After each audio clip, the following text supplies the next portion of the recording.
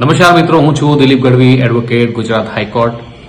અને મિત્રો, ઘણા સમયથી એક અમુક લોકોના એવા ક્વેશ્ચન્સ હતા કે સર રીડેવલપમેન્ટ માટેના શું જોગવાઈઓ છે અને અમુક મેમ્બર્સ જે છે સોસાયટીના એ મેમ્બર્સ જો રીડેવલપમેન્ટ માટે સહમત નથી થતા હોતા તો શું કરી શકાય. તો ચોક્કસથી મિત્રો આપણે એ વસ્તુ વિશે વાત કરીએ એ પહેલા એ રિક્વેસ્ટ છે કે જો તમે આ ચેનલને સબસ્ક્રાઇબ ના કરી હોય તો ચેનલને સબસ્ક્રાઇબ કરી લો, બેલ આઇકન ઉપર ક્લિક કરી લો અને હા, એના રિલેટેડ કોઈ ક્વેશ્ચન હોય તો તમે કમેન્ટ કરીને પૂછી શકો છો. વિડીયોને લાઇક અને શેર કરવાનું ના ભૂલતા. તો મિત્રો, રીડેવલપમેન્ટ ક્યારે થઈ શકે? તો રીડેવલપમેન્ટ ત્યારે થઈ શકે કે જ્યારે એ પર્ટિક્યુલર પ્રોપર્ટી છે એ બિલકુલ જર્જરિત હાલતમાં આવી ગઈ હોય કે એ પ્રોપર્ટી જે છે એ રહેવા માટે યોગ્ય નથી. બરોબર? તો જ્યારે પ્રોપર્ટી જર્જરિત હાલતમાં આવી જાય છે અને રહેવા માટે યોગ્ય નથી ત્યારે કમ્પિટન્ટ ઓથોરિટી એટલે અમદાવાદ જેવી સિટી હોય તો એએમસી એટલે અમદાવાદ મ્યુનિસિપલ કોર્પોરેશનને તમે પરમિશન માંગી શકો છો રીડેવલપમેન્ટની. અને એની અંદર એક એવો ક્રાઇટેરિયા છે કે જે પ્રોપર્ટી છે એને મિનિમમ 25 યર્સ ઓલ્ડ હોવી જોઈએ. એટલે જે પ્રોપર્ટી છે જેનું આપણે રીડેવલપમેન્ટ, જે સોસાયટીનું, જે કોઓપરેટિવ હાઉસિંગ સોસાયટીનું રીડેવલપમેન્ટ કરવા માંગતા હોય એ સોસાયટી 25 વર્ષ જૂની હોવી જોઈએ. That is one of the criterias. હવે એની અંદર ઘણા એવા ક્વેશ્ચનો આવતા હોય છે. ચલો, તમારે 25 વર્ષ જૂના છે. હવે બીજી વસ્તુ આવે છે દરેક મેમ્બરની સહમતિ. તો મેમ્બરની સહમતિ એ જરૂરી છે, પરંતુ ઘણી વખત એવું થતું હોય છે કે મોટાભાગના મેમ્બર્સ જે છે એ સહમત થઈ જાય છે અને અમુક મેમ્બર્સ જે છે એ સહમત એની અંદર નથી થતા.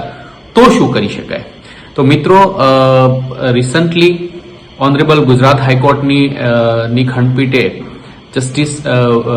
ઓનરેબલ જસ્ટિસ વીડી નાણાવટીની ખંડપીઠે એક ચુકાદો જાહેર કરેલ છે, જેની અંદર 75% એટલે કે કોઓપરેટિવ હાઉસિંગ સોસાયટીના મેમ્બર્સમાંથી જો 75% મેમ્બર્સ જે છે એ રીડેવલપમેન્ટ માટે સહમતિ આપે છે તો બાકીના જે 25% છે એમની સહમતિની, અગર એમનું ઓબ્જેક્શન પણ છે તો એમની સહમતિની જરૂર નથી.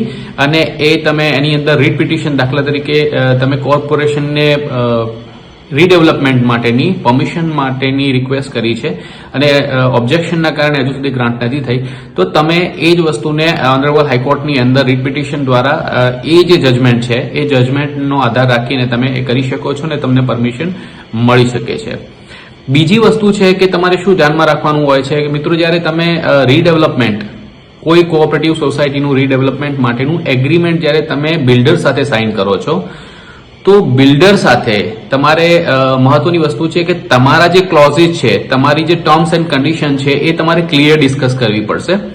અને સાથે સાથે એ બિલ્ડરની ક્રેડિટ હિસ્ટ્રી કેવી છે, એ બિલ્ડરને કેટલા પ્રોજેક્ટ્સ ડિલિવર કર્યા છે, તો તમારા જે સોસાયટીના ચેરમેન હોય, સેક્રેટરી હોય કે કમિટીના મેમ્બર્સ હોય એ લોકોએ સાથે જઈ અને એ જગ્યાઓ કે એમને જે પ્રોજેક્ટ્સ કર્યા છે એના પણ થોડા રિવ્યુ લેવા જોઈએ, જેથી કરીને ઇન બિટવીન જ્યારે પ્રોજેક્ટ તમારો સ્ટાર્ટ થાય છે તો એ વખતે તમને કોઈ તકલીફ ના પડે. તો અલગ અલગ પ્રકારની જે બે ચાર વસ્તુઓ છે, એક તો તમારી સોસાયટી જે છે 25 વર્ષ જૂની હોવી જોઈએ, ફ્લેટ્સ છે કે કોઓપરેટિવ સોસાયટી છે 25 વર્ષ જૂની હોવી જોઈએ. બીજી વસ્તુ કે એ રહેવા લાયક ન હોવી જોઈએ, તો એ વસ્તુ સાબિત કરવી પડશે કે ભાઈ જર્જરિત હાલતની અંદર છે અને એ અત્યારે હેબિટેશન માટે યોગ્ય નથી. અને ત્રીજી વસ્તુ કે એની અંદર 75% કરતા વધારે મેમ્બરની સહમતિ હોવી જોઈએ, તો તમે રીડેવલપમેન્ટ ઇઝીલી કરી શકો છો. આશા રાખું છું કે રીડેવલપમેન્ટના રિલેટેડ જે ક્વેશ્ચન છે એ વસ્તુની તમને આન્સર મળી ગયા હશે. બીજા કોઈ તમારા ક્વેશ્ચન્સ હોય તો તમે મને કોલ અથવા તો કમેન્ટની અંદર તમે મેસેજ કરી શકો છો. આ વિડીયોને શેર અને લાઇક કરવાનું અને સબસ્ક્રાઇબ કરવાનું ના ભૂલતા. જય હિન્દ, જય ભારત.